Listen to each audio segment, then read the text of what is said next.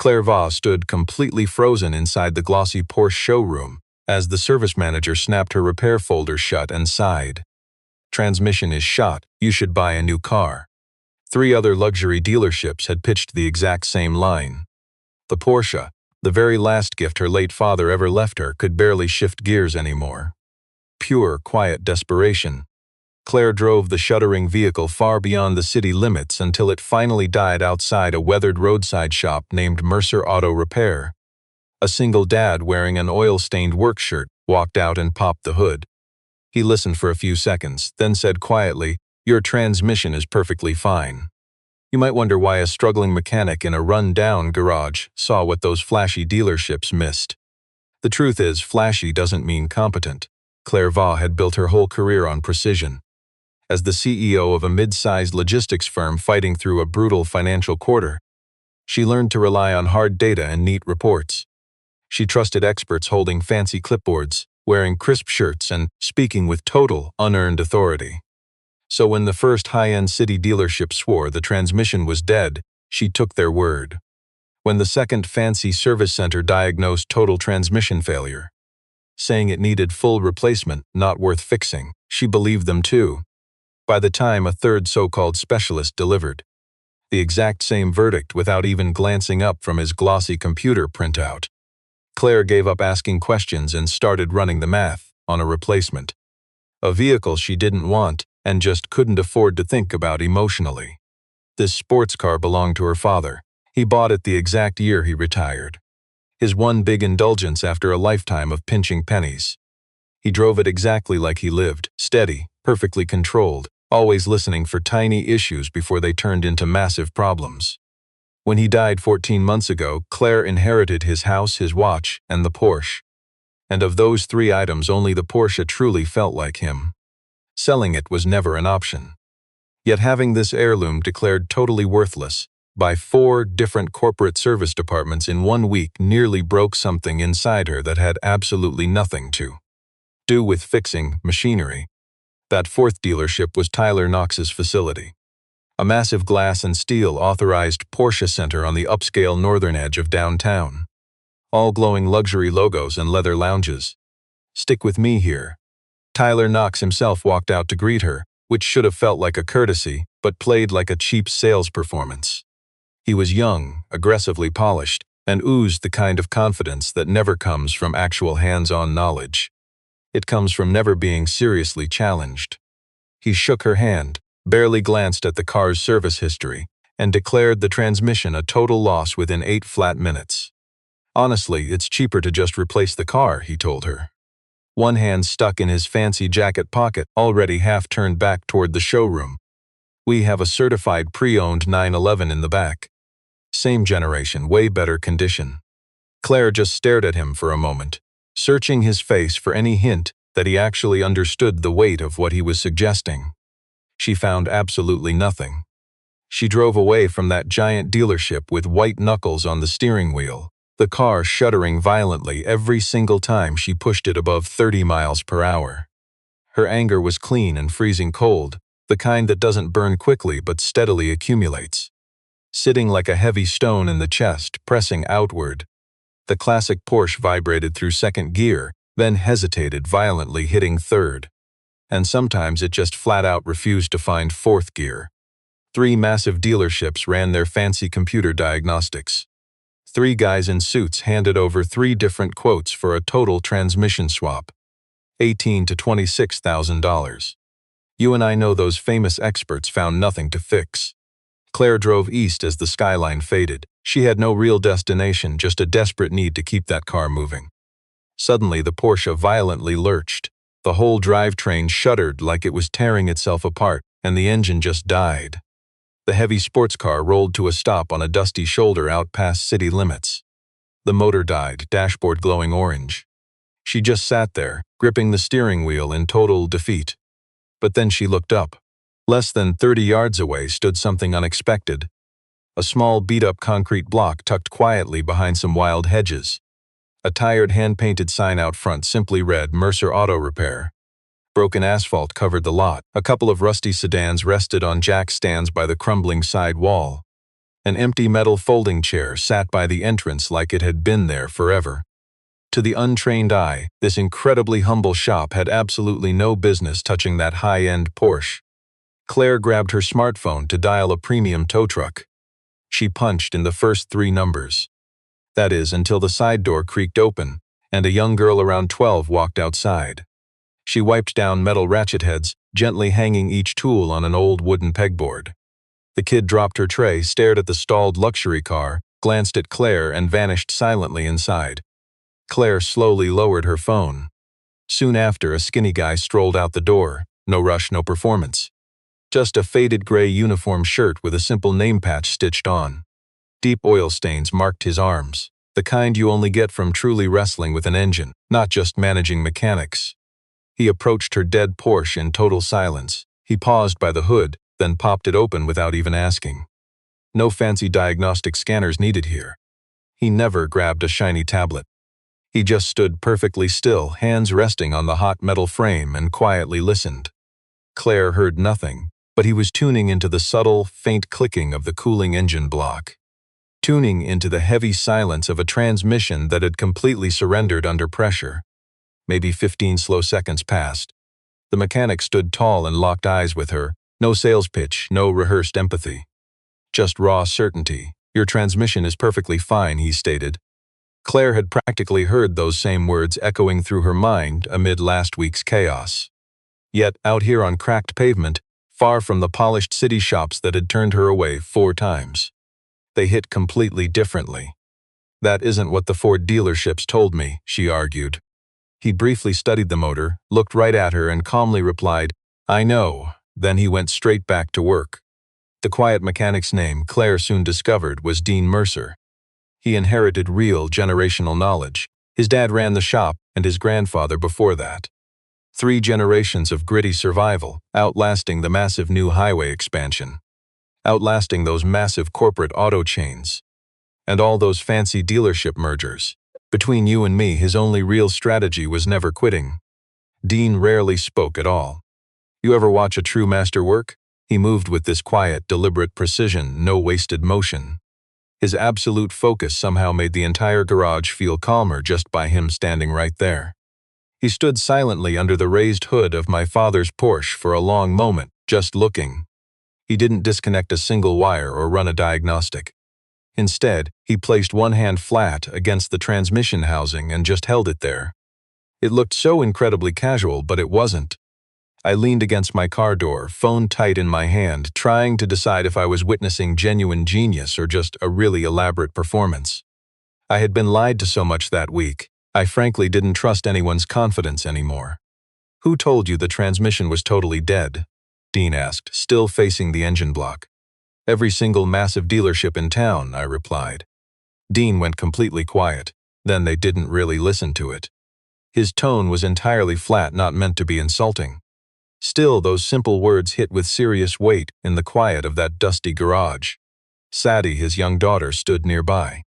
She had reappeared in the doorway, staring at the Porsche like someone who knew from a young age that interesting mechanical puzzles came in all kinds of packages. She never interrupted him once, just calmly watched him work. My phone buzzed. Tyler Knox again. I ignored it, then watched the screen light up again 30 seconds later. He probably left a voicemail about swapping for a certified pre-owned 911, how my window was closing, and how quickly those big dealership offers vanished. Just the thought of returning his call made my jaw clench. I shoved the phone deep into my coat pocket. Dean grabbed some inspection leads from an old tool chest, slowly running them along the car's undercarriage while shining a handheld light. He traced the wiring harness with a deeply focused, almost conversational rhythm. Like someone dragging a finger across an old map, not really looking for a destination, but hunting for the exact spot where things stopped making sense. He paused 2 different times. That second time, he stayed perfectly still for a whole minute, crouched under my car. His flashlight aimed straight up at some wiring connectors near the back of the transmission housing. "It's definitely not the transmission," he said finally, climbing back to his feet. I straightened up immediately. "Then what's broken?" "Shift sensor module secondary feedback loop. Sending a false load signal to the control unit." The transmission thinks it's stressed. It isn't actually under stress, so it refuses to engage. He said it so simply, you and I both know real experts never need to brag. Every fancy shop running basic diagnostics saw transmission faults, just because that's where the codes dump. But the transmission itself is perfectly fine. The part actually causing this mess is the size of a matchbook. I just stood there, stunned. Think about that. 4 arrogant managers, full diagnostics, $26,000, and it's just a tiny matchbook-sized sensor. Can you fix it? I asked. The module is discontinued, Dean explained. Porsche stopped producing that part 8 years ago. But I know some workarounds. Give me tonight. Sadie stepped up to her dad's shoulder, giving me this deeply reassuring look. Dad only gets that quiet, she smiled, when he's completely solved the puzzle. Dean just kept working. He took a quick sip from a water bottle Sadie handed over, tossed it on the bench, and got back to work. I stood there in the cool afternoon breeze. Standing outside Mercer Auto Repair, I tried sorting out my tangled thoughts. My rational CEO brain said book a hotel for tonight, let the mechanic work, and expect absolutely nothing. But the side of me that watched 4 flashy dealership experts misdiagnose my father's car felt otherwise. I needed to understand exactly how this was happening. Both the total failure of those reputable dealerships and the quiet certainty of this man, methodically checking every connector in my dad's Porsche. I sent Tyler Knox a quick text, just I will call you tomorrow. Then I walked back into the garage to watch Dean Mercer work. The inside of Mercer Auto Repair defied every expectation I had, though I wasn't sure what I anticipated finding. An old shelf radio hummed an instrumental tune, quiet and steady. The tool setup was absolutely flawless, despite how old everything looked. Every wrench perfectly ordered by size. Diagnostic wires coiled up in the exact same direction. A hand-labeled parts drawer system stretching across the entire wall. It looked like the workshop of someone who meticulously planned how to find anything, even in pitch black. I instantly recognized that specific trait. I run my own office that way. It is the mark of someone who relies entirely on themselves. Dean just worked without wasting a single breath. He moved around my father's vintage Porsche like a world-class surgeon operating on a patient. Not the flashy television hospital drama version, but the real deal. Completely efficient. His mastery wasn't shown in one dramatic move, but in the absolute absence of any wasted motion. He ditched the fancy computerized scan tools after his first check. He worked almost entirely by touch and sound, running bare hands across metal surfaces, pressing test leads against tiny connection points, listening closely with that exact same quiet stillness he had outside. At one point, he pressed his ear near the heavy transmission housing for almost 2 full minutes, engine completely off, like he could hear the car's metal actually speaking. You don't use a scanner? I asked him, just to verify. Dean replied, scanners only tell you where the computer recorded an issue. They never tell you where the real problem actually lives. He held a test lead firm against a connector. Think about it. I have run a corporate company for 6 years now. I have faced off against high-paid consultants, analysts, and engineers. You and I both know the difference between someone who truly grasps a system versus someone just memorizing steps. This guy truly understood the system. I felt it during our first 30 seconds on the highway shoulder, and standing in this humble garage, denying his elite skill was impossible. I quietly asked Sadie during a brief pause when Dean went to the back room for parts, just how long he had been doing this kind of work. Sadie was wiping down a heavy torque wrench, showing the intense focus of a kid raised in a shop. Forever, she told me, which was a classic kid response. But I strongly suspected she was dead right. He used to build race cars, Sadie added, tossing it out casually like it was just obvious common knowledge. Before, I didn't ask what before meant. I had heard enough to know. This little garage carried the heavy atmosphere of a place shaped by one massive life shift. Not ruin exactly, but total redirection. Let me tell you, it's where true mastery chooses to scale down, instead of selling out. He built his small-scale life so deliberately, it felt far more intentional than most corporate success stories. Claire slowly pieced his history together through Sadie's brief comments and Dean's own occasional deflections. He had actually spent almost 10 full years working as a transmission systems engineer for a gritty endurance car racing team. and by every single account out there, he was exceptional. Never the loudest guy in the garage, but always, consistently the most accurate. You and I know this rare breed, the specialist they call when a Porsche fails inexplicably, and every dealership has given up. Then his wife Rachel was suddenly diagnosed with a progressive illness. After she passed away, Dean completely walked away from the professional racing circuit. He drove back home with Sadie holding the deed to his late father's garage. His only real plan was just being there for his daughter. He never looked back, not to the track, not to engineering. He ignored all the fancy consulting offers that flooded in for 2 years before finally stopping. Instead, he opened the shop and just fixed cars for everyday folks in the county. He charged way less than his mastery was worth, lived simply, and raised Sadie. Anyone driving past that old county road would just see an unremarkable, tiny little, quiet auto repair shop that had sat there for 3 generations. Cars talk, Dean quietly mentioned at one point. He was walking back from the parts room, holding a small cardboard box and a hand-sketched diagnostic diagram. Most mechanics just stopped listening. He stated it plainly, not as deep philosophy but as pure fact. The way a master states something so incredibly obvious to them, forgetting it totally flies over everyone else's head. Claire grabbed a receipt from her purse and scribbled that down. She didn't know why. It just carried a weight she couldn't quite put into words yet. By the time the dusty wall clock ticked past 11 p.m., the garage atmosphere completely shifted. Intimate, warmer, the classic rock radio hummed, blending with the faint buzz of overhead lights. Sadie was fast asleep on a folded blanket in the back office, her arm tucked under her head, a beat-up paperback resting nearby. And Dean just kept working. Watch this closely. At 2 a.m., without a shred of fanfare, he found it. The shift sensor module, a secondary feedback unit that Porsche discontinued 8 years ago. It had developed a microscopic hairline fracture deep inside one internal feedback pathway. Not big enough to trigger total catastrophic failure. Just enough to create that exact kind of maddening, intermittent, escalating fault. A tricky signal every single diagnostic scanner misread as major transmission distress. All those shiny dealerships had done exactly what their corporate training demanded. Dean did the one thing that manual never taught them. He kept listening to the car, long after the machine stopped talking. He placed the module under the harsh workbench light, studying it through a jeweler's loupe for a long, quiet minute.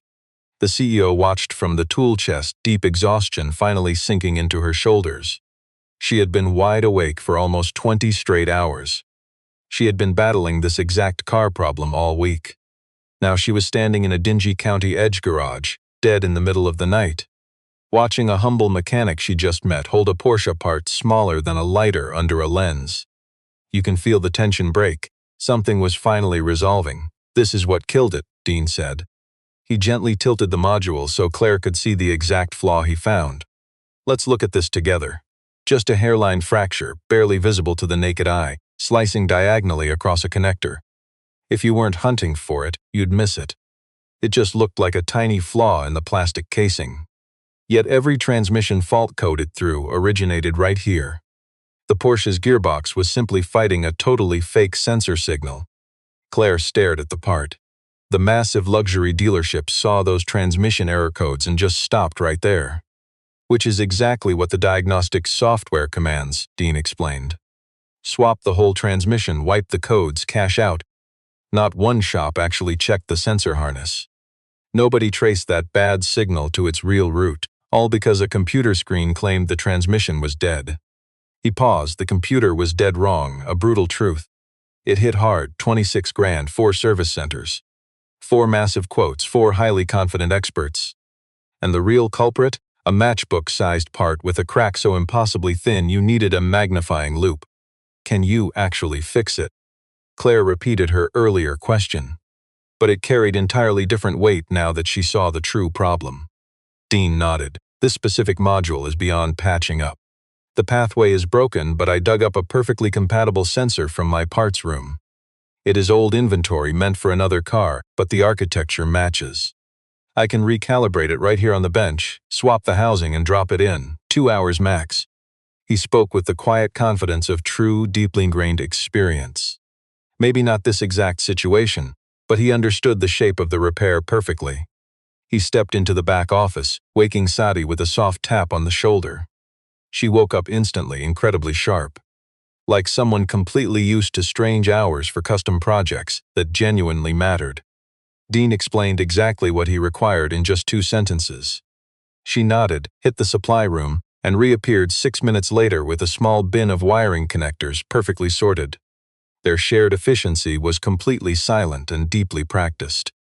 It was the rhythm of a team working together so long, they communicated entirely without making a sound. Claire just stood there watching. Sadie held up the light. Dean's hands navigated the complex wiring with the absolute precision of a master surgeon. Nothing was improvised. He methodically recalibrated the signal on the donor part. He used a chart sketched purely from memory, checking it twice before soldering a single wire. At 4:17 in the morning, Dean finally dropped the Porsche's hood. He wiped the grease off his hands, leaned against the sleek front fender, and quietly passed Claire her keys. "You solved all of that in one night?" she asked. "I figured it out in 5 minutes," Dean replied flatly. "It just took the rest of the night to fix it." Claire stared. No ego in his expression at all, no bragging, no waiting for applause. He truly didn't realize that what he had accomplished was anything besides a standard job. "You and I know what this is. Someone delivering excellence in the shadows until it just feels entirely normal." She slowly turned the ignition. Her father's engine roared awake, an immediate, beautiful exhaust note with absolutely zero hesitation. It dropped into a perfectly smooth idle, erasing all the violent shuddering from the previous week. She seamlessly clicked through every gear. Picture this with me. Gears shifting perfectly, smooth as glass, like the transmission never had a single problem to begin with. That's because, exactly like Dean said right from the start, nothing had. Claire sat in the driver's seat, engine purring, the humble garage lights glowing warm against the cold, dark night outside. The dog, Sadie, had climbed back onto her folded blanket, already drifting off to sleep. Dean quietly returned.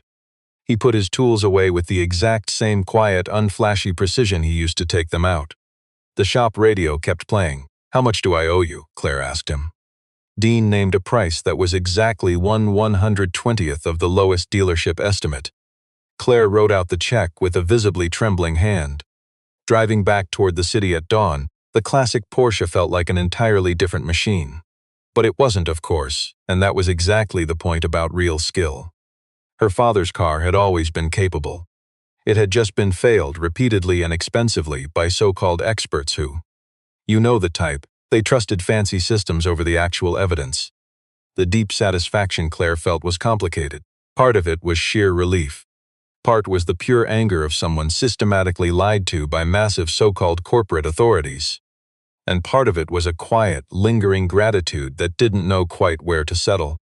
Barely home and out of the shower, her phone suddenly lit up with a text message from Naomi Pierce, a local journalist and automotive enthusiast who had covered the city's luxury auto market for 3 years, writing critical pieces about flawed dealership service practices on multiple occasions. Claire and Naomi met at a corporate event 18 months ago, and they maintained a low-maintenance friendship between 2 busy professionals who deeply respected real, undeniable competence. Claire had messaged her straight from that humble garage at 2 in the morning. Unsure why, just knowing this display of genuine mastery was something worth documenting. Naomi had already visited Mercer Auto Repair by the time Claire arrived back home. She arrived right after dawn and spoke briefly with the mechanic. Snapped photos of the Porsche, the modest shop, and the discontinued sensor on his bench, posting her article before 7 a.m. The article's headline was beautifully straightforward. Massive luxury dealerships failed. Small local garage fixed it overnight. Naomi's report was ruthlessly detailed, naming the 4 big dealerships and exposing their misdiagnosis. It explained in simple terms what true expertise found and exactly how Dean found it. She highlighted the staggering price difference and named Tyler Knox's massive facility. The public response was instant. Claire watched the fallout from her kitchen table, a 3rd cup of coffee cooling nearby. The article spread wildly, not because of one single dramatic flashy moment, but through the heavy momentum of an exposed truth that hits a frustrated nerve so many people have been dying to see struck. Within hours, auto repair forums flooded with matching stories and identical frustrating experiences. Fake diagnoses costing thousands of wasted dollars until they finally found a smaller, better mechanic. We all instantly recognized the shape of this exact narrative. By afternoon, the first struggling car rolled up to Mercer Auto Repair, drawn by truth instead of a tow truck or local rumors. One guy in a Range Rover drove 40 whole minutes from the city's west side, all because he read Naomi's eye-opening story. He described a persistent engine hesitation that 3 big shops wrongly blamed on fuel injector failure. Then the second car appeared, a Maserati with a glitch its shiny corporate dealership quoted $8,000 just to even diagnose. Dean stopped looking so surprised and quietly started keeping a wait list. The high-end supercars arrived gradually at first.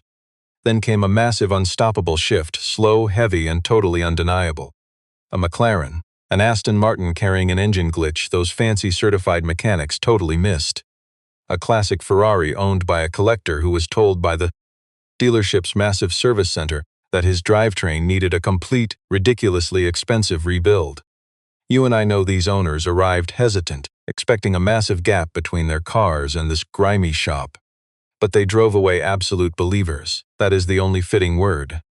Not just happy, but completely rewired to realize that real automotive expertise doesn't require giant showrooms.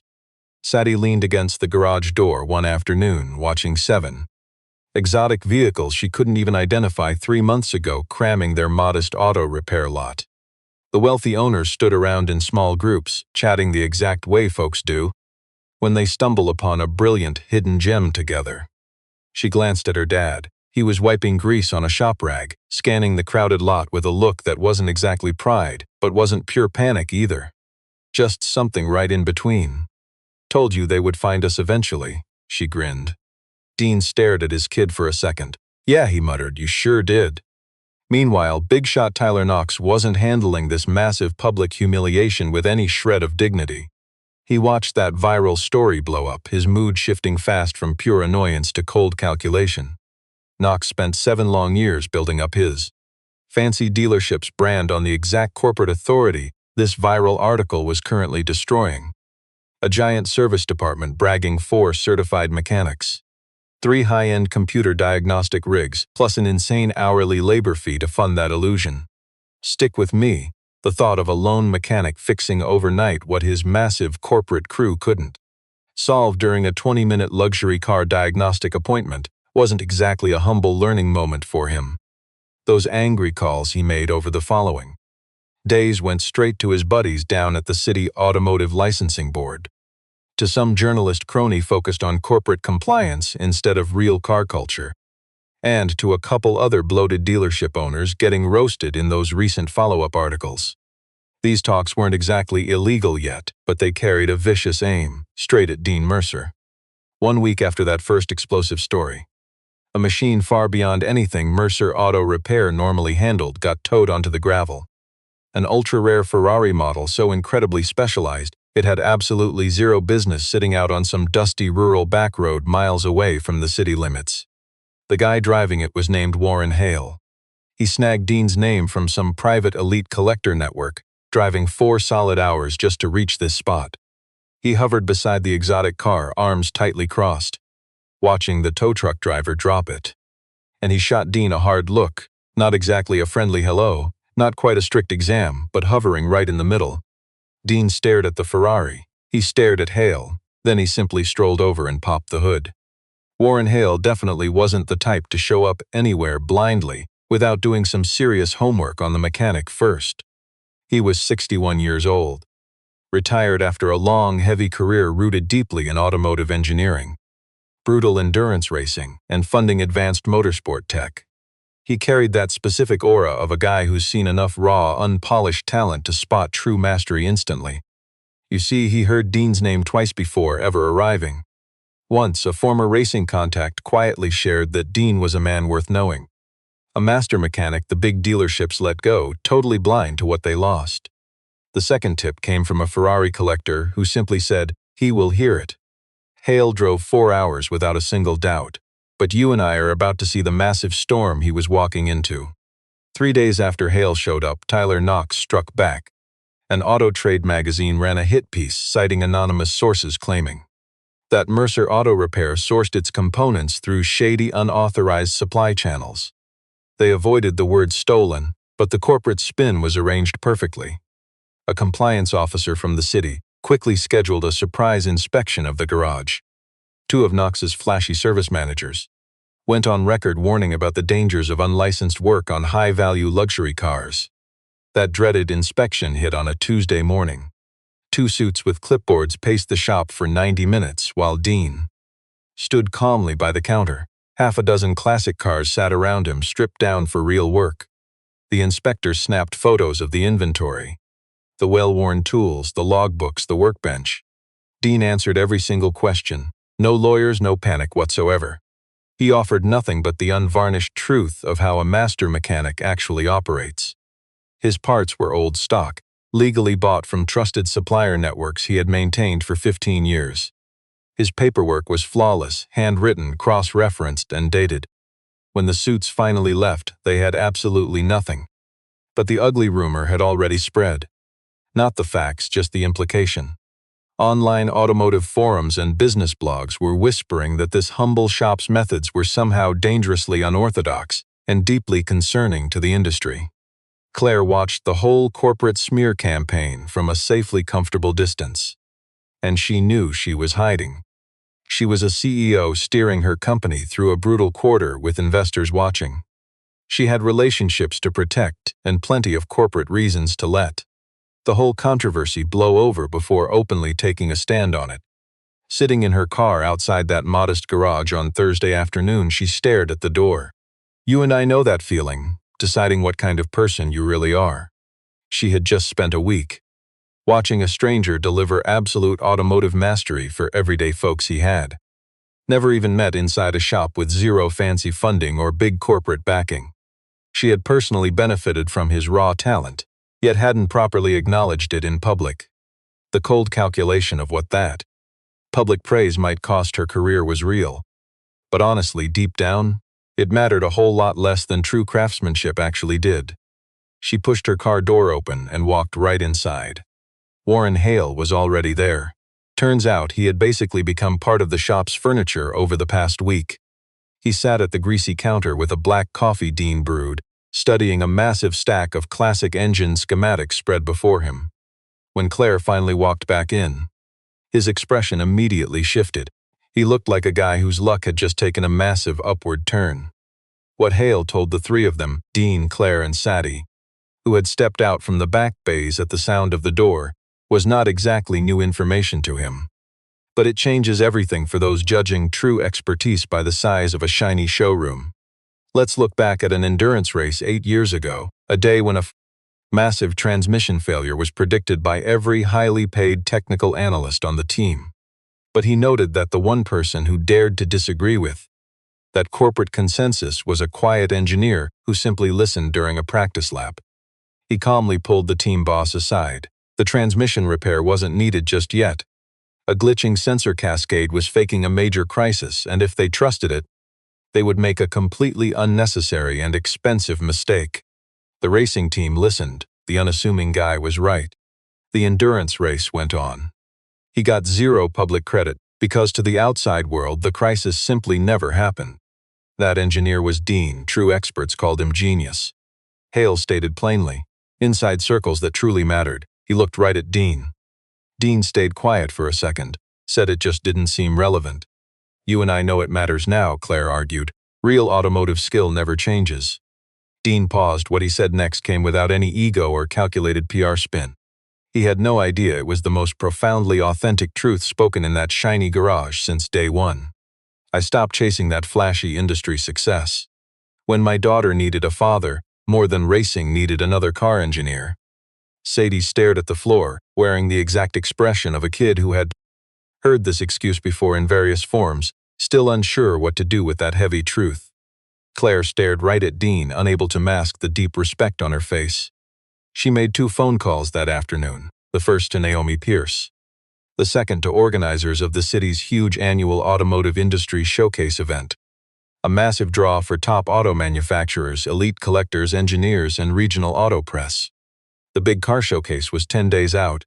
Invited as a guest speaker herself, the CEO asked if they could fit just one more real expert onto their prestigious program schedule. A long pause hung on the line. Then the organizer agreed. Yes, of course, who did you have in mind? Dean Mercer, Claire replied. Mercer Auto Repair, he is a master transmission specialist. Remembering Hale's words, she added, actually, you might want to lead with that. The flashy automotive showcase took over a massive convention space right near downtown.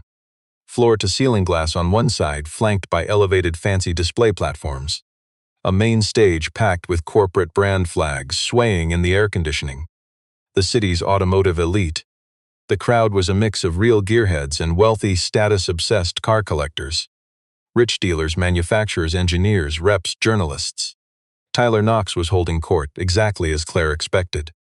Sitting front row center, making absolutely sure his big reputation was noticed. He brought 2 service managers, aggressively working the room, with the frantic energy of a guy realizing his flashy reputation was all he really had left. Dean simply arrived in his truck, parked way out back, walked in alone, and quietly stood near the back of the hall. He watched the classic cars on display with pure, uncomplicated master mechanic's interest. Wearing a clean work shirt, not a fancy suit, just honest garage gear. To you and me, he was a real mechanic among suits. True expertise needs no disguise. He showed up simply because he was asked. The VIP status didn't matter at all. Naomi had already submitted her article late last night. Hale quietly worked his contacts, making 3 calls across the racing circuit. You and I know how these things go. The momentum was shifting fast against Tyler Knox. The first panel wrapped up with zero drama. Then came a corporate rep, hyping up the future of fancy electronic drivetrain scanners. It drew polite nods and a few standard technical questions. Dean spoke up quietly, asking a very sharp question about the scanner limits.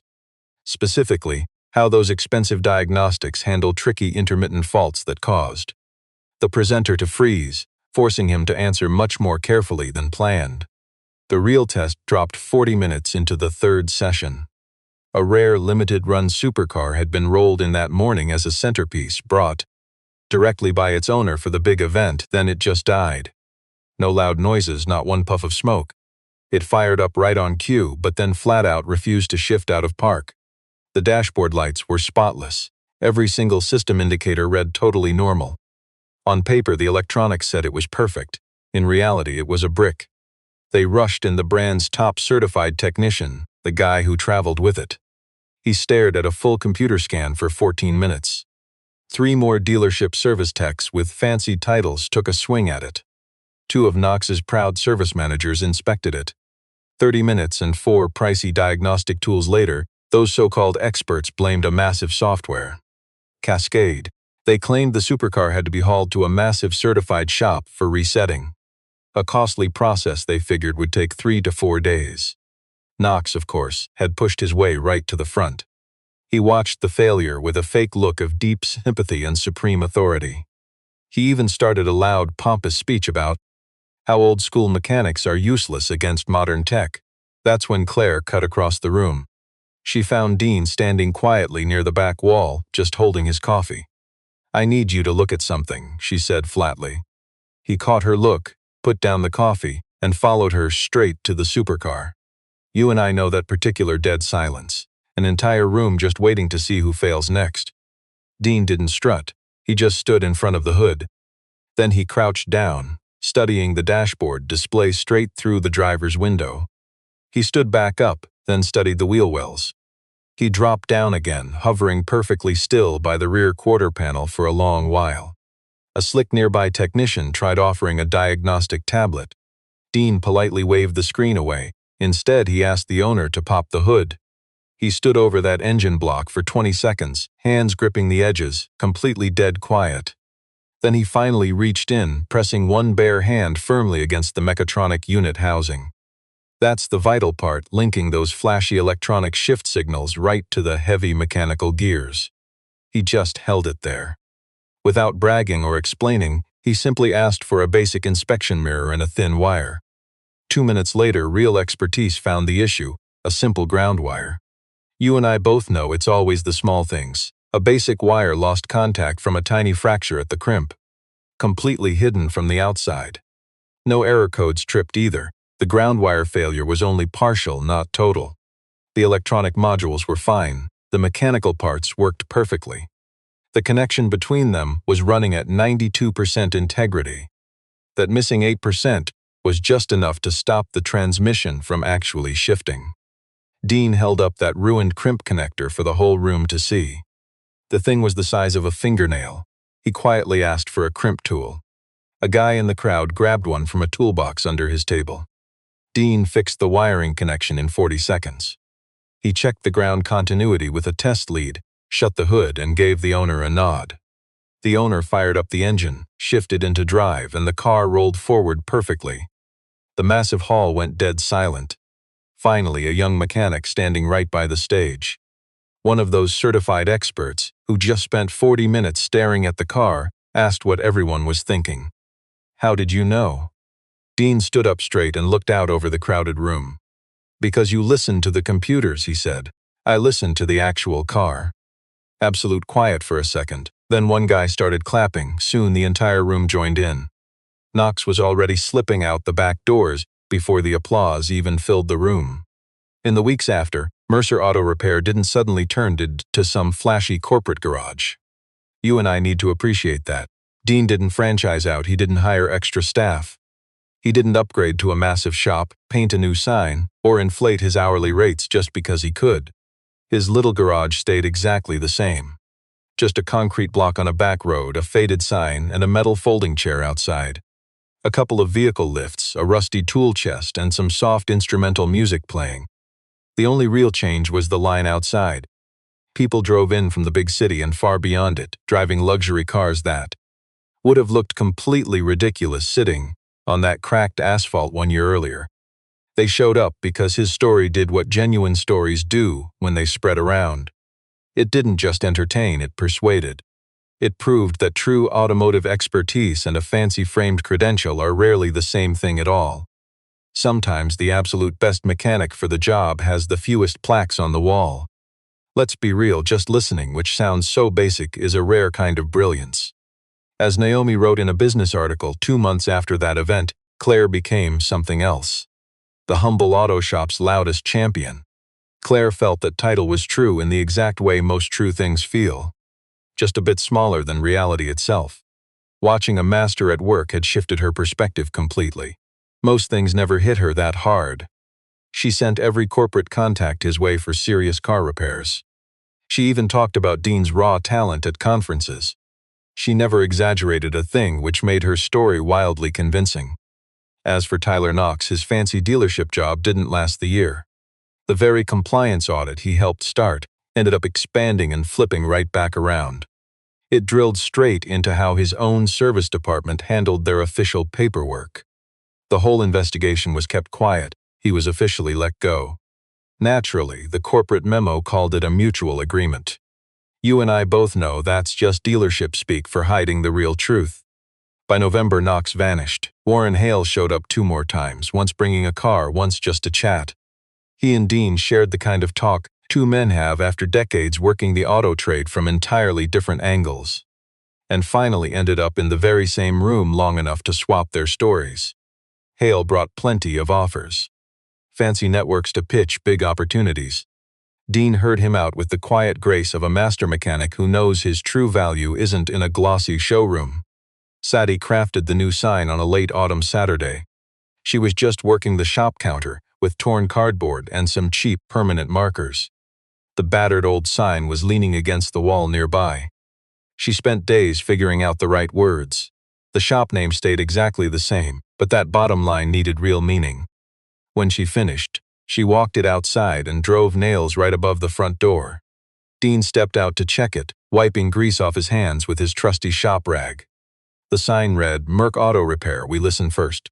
He stared at those handwritten letters for a long while. Sadie stood right there, arms crossed tight, studying his reaction. "Well," she said. Dean glanced at his daughter, then back up at the cardboard. "Yeah," he said. "That works." The afternoon closed out exactly like any other at Mercer Auto Repair. Fading amber sunlight stretching across the cracked blacktop, a radio humming from the bay. a lineup of premium cars that would have seemed completely out of place 12 months back. We're talking Porsches, Ferraris, and a few machines much rarer than both. Lined up outside a gritty shop with zero appointment system and absolutely no luxury perks. No receptionist, no fancy diagnostic bay, and no floor-to-ceiling glass. Claire swung by that evening for no real reason, except she was nearby and just wanted to. She leaned in the doorway, watching Dean drop the hood on the final car. The sound hit solid and pure. She took in the cracked lot, those high-end cars, and the dying evening light. The old painted board by the wall, and the cardboard truth nailed above the door. "Still think I should buy a new car," she said. Dean wiped his hands on that familiar shop rag. He turned, eyeing that Porsche parked right by the door. "You see exactly where it belonged." "Only if you stop listening," he said. He turned back to the garage bay.